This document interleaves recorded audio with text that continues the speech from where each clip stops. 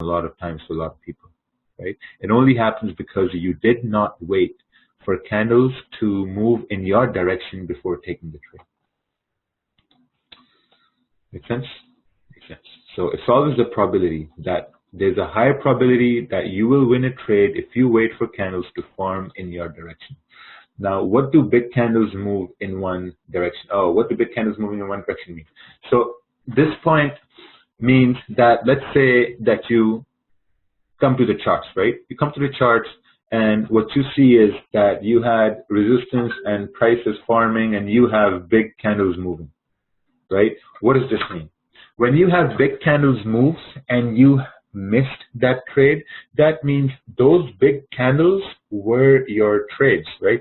Most times what happens is that when we come to the New York session, we see big moves happen, right? These big moves happen in like London, like, you'll have either like a huge bearish trend happen, or you're going to have a huge bullish trend happen, right? What this means is that, okay, now these big moves happen, so maybe those were your trades. Those big candles are your trades. Small candles are not your trades. The small candles mean like, like there's less weakness. You have a candle like this, like, like what does this mean? Nothing. It's bullshit. You have a candle like this, nothing. So when you have candles forming like this, there's a higher chance that there's going to be another candle that's probably going to form like this. So this big candle is going to be your move. So whenever you're looking at charts, whenever you're trying to identify moves, always look at the big candles and always ask yourself, okay, how could I have taken this big candle trade, right? Always ask yourself that. That's what I do all the time. Whenever I see big candles, like you need to get some sort of a rush that, okay, man, like, you know what, next time I'm probably going to catch this big candle move, because that's your money trade.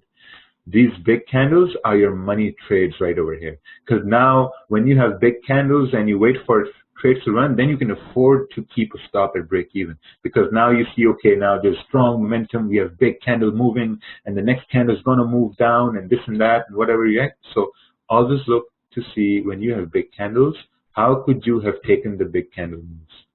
And if you miss the trades, that's totally fine, because you have missed the big candle move.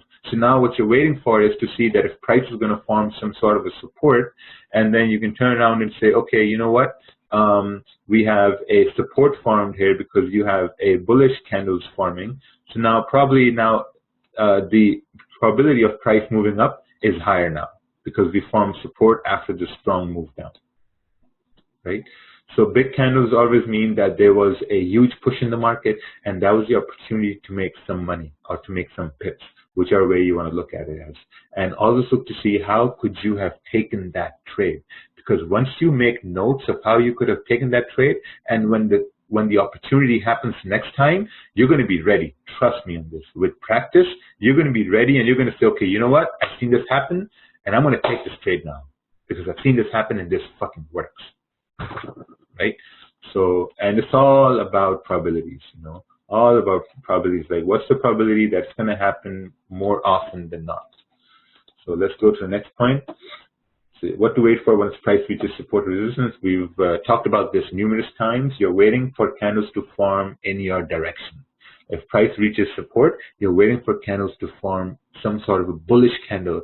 So then at least you can say, okay, now at least I know where my stop loss is going to be. Going to be below that candle. Or when it reaches resistance, you're saying, okay, now my stop loss is going to be above that candle, because at least now you know where your stop is going to be. Because once you know where your stop is going to be, you can say that, okay, now I can probably identify my risk based on your stop loss. All right, let's go. Our probabilities, we've talked a lot about probabilities here too.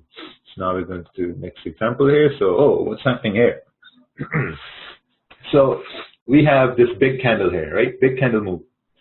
Now, let's say that we came to this chart, right? And we have this big candle move. So now you got to ask yourself that how could you have taken this trade, right?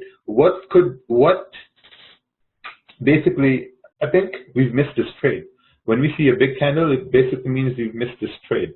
Right? There's no trade, because if we would have taken a trade, this big candle was the trade. So now we're going to wait to see what happens next, or what the next candle prints, right? So now we have a bearish candle forming. What do we do here? So does this mean that the next candle is going to move up? or is this a retest? Because this candle is bearish, right? So if we're looking for buys,